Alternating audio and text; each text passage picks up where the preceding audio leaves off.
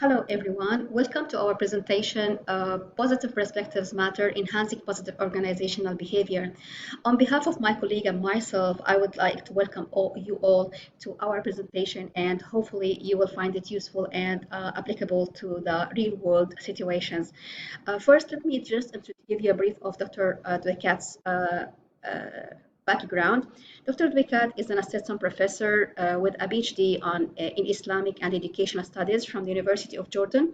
He published in several journals, in peer-reviewed journals, and his main research interests are in Islamic, cultural, and educational studies.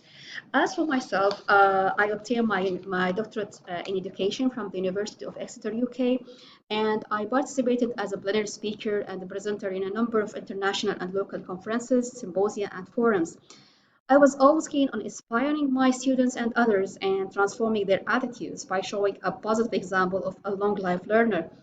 My research interests and areas of expertise include teacher professional growth, teachers and students' emotions, and positive psychology, and the most important is education leadership and education technology. I published several book chapters and a number of papers in language education and professional development journals. So let me share with you our agenda for this presentation.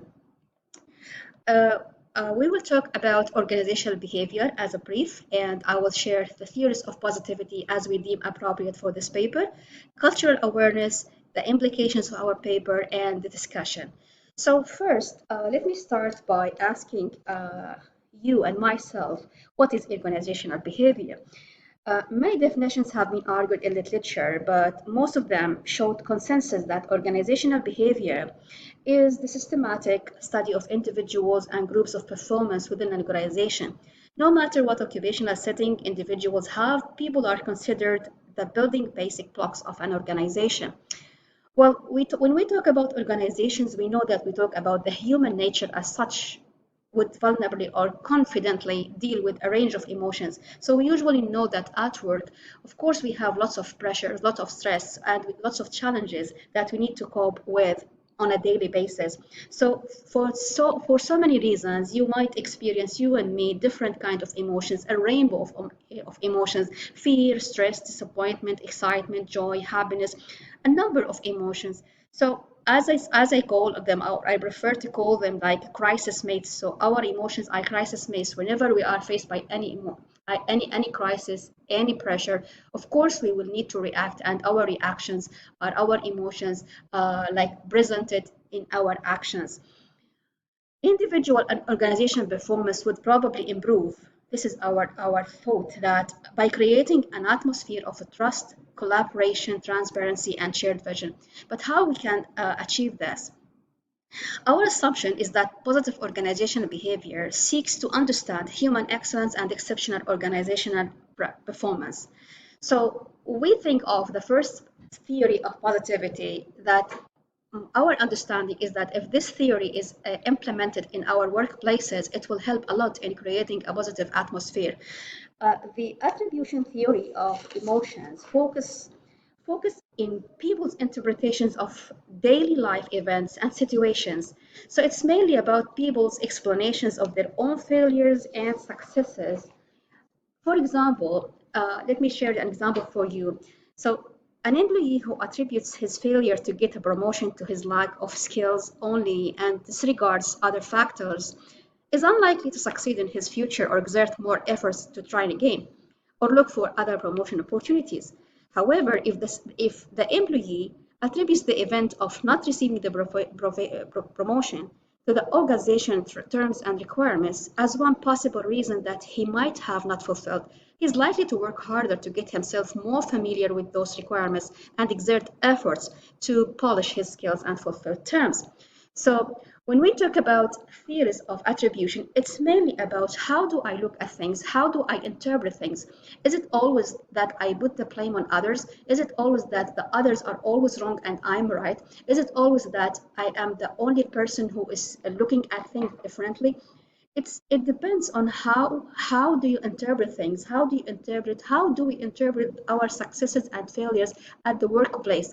Of course, it's not always that we are right and the other person is wrong.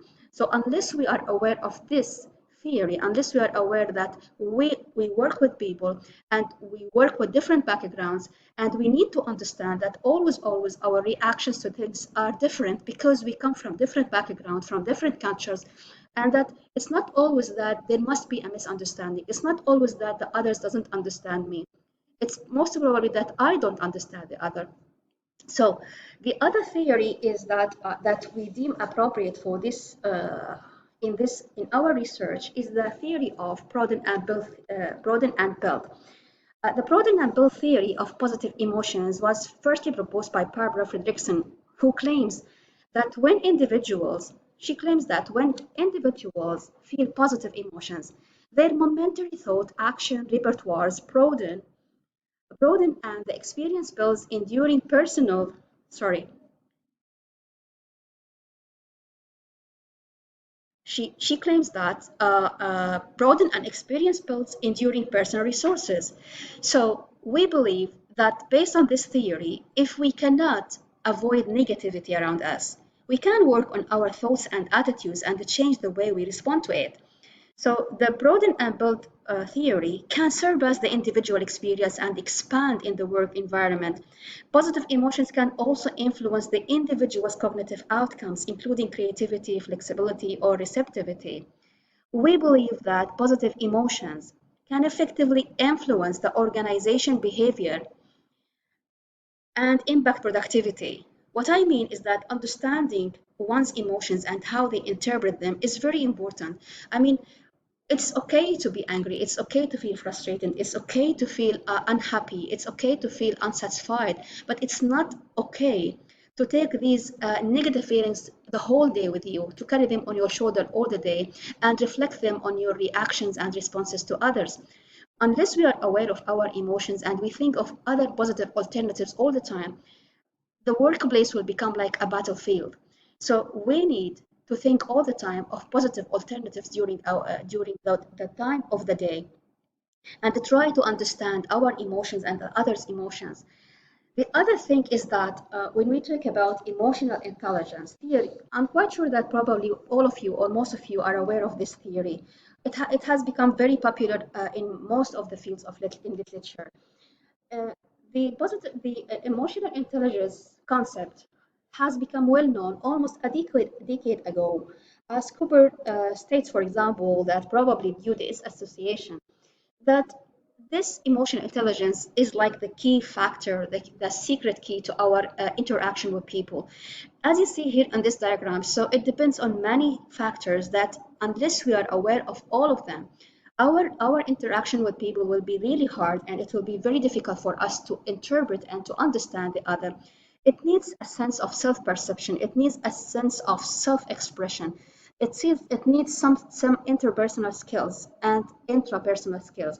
It needs some kind of self-regulation, empathy with the others. All of these, they are not easy. They are not like one button technique that I need to learn and push the button and go and act accordingly. Of course, it's very difficult. It is not like it because it affects the core beliefs. It affects our own selves. But if we have the readiness, if we have the willingness to understand the other, we can probably have positive vibes at the workplace. We can probably understand the other better, and then we can look at ourselves and self actualization and self awareness in a different, better way. If I'm able to understand my anger, if I'm able to understand the sources of my frustration, and this will help me understand the sources of the others' anger, the others' source of frustration. So if I am aware of myself's feelings, this will help me in trying to attempt uh, to understand the others as well. So it's about well-being, it's about performance, it's about emotional and social functioning. It's a skill that all of us we need to learn and try to implement at work. So our assumption is that these four factors in the emotional intelligence uh, talk about the negative emotions. Yes, we know them, but negative emotion in this sense are associated with the individual's reactions towards any type of stress or challenges. So we know that nowadays many employers hire their candidates for their high IQ scores, but then they terminate their contracts because they lack the soft skills or the lack of emotional intelligence. Then what we think and we deem appropriate in this paper is that also these theories, if we try to give them a sense of cultural awareness, we know that every organization, in each organization, we have core values that every organization takes care of and emphasize at the workplace, like focus on customers, goals, trust, ethics, responsibility, and many other core values. So the importance of cultural awareness in this sense is that in organizations stems from the need to understand and appreciate the culture of others. If I'm unable to appreciate the culture of my colleague or the culture of the organization or the culture of uh, my boss, then it's likely that clashes will happen and conflicts will happen. So our understanding of these theories that if I am able to understand my own feelings and control them, if I'm able to understand the others and interpret other people's reactions in a different way, if I'm open to alternatives, if I'm open to other ideas, then probably positive outcomes will take place in the organization environment. So, and literature here talks about the strong culture and at the workplace, the strong culture of the organization. So if I add this to the cultural awareness of the individual, so in this case, we will have, shared values. We will talk about members in the organization who every one of us feels important in the workplace. Everyone is ready to start initiatives. Everyone is ready to help, to collaborate, to cooperate with others, because the cultural organizational values stress these values. Plus, we have these positive vibes. So we have this sense of understanding. We have this sense of regulating ourselves. We have this sense of trying to understand the others. So if all of us are aware of these theories and we add a sense of cultural awareness, our assumption is that a positive organizational behavior is created in the workplace. So our implications here focus is that we, both of us, our bosses, everyone in the organization, the individuals, the employees, everyone there, we should have sense of self-reflection and work towards an efficient set of positive and emotional skills. All of these, will help us better understand the other, better understand our interpretations and others, better understand, the email that may come to me on a day that I'm not personally meant. I'm not the person who is meant to fight. I'm not meant to have an argument with my boss because he sent me that email or that let's say the tone. I did not like the tone of that email.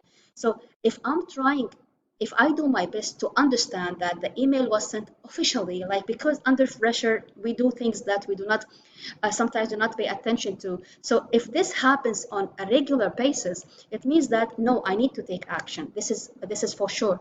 But if it happens once, having in my mind that positive mindset, I will understand, I will try to find a solution to that email. I will try to understand that it just came to me because my boss was instructed to send this email and I have to follow that instruction, but without having or taking it personally. Of course, this is only one simple example of trying to understand. It's also the job of the organization and individuals to bridge the gap between the individual's cultural values and the organizational cultural values. Unless we reach a page of understanding, well, working in this environment will be really stressful and very hard to cope with. So our understanding is that we need to be so ready to try new things. We need to be ready to try other things. We need to try to understand the other, and we need to try to be so open that we understand what is happening at work is not like meant to hurt us. What's happening at work is only temporary. It happens because it is the nature of the organization that stresses are there, pressures are there, challenges are there. Every time and then things pop up in front of you that we need to tackle in a different way. Unless we are aware of all of these things, nothing will be more fruitful or more successful at the workplace. This is our understanding, and I think that more research is needed to prove this on real ground. Well, like for example, sending surveys, having interviews with employees and people of authority to prove that our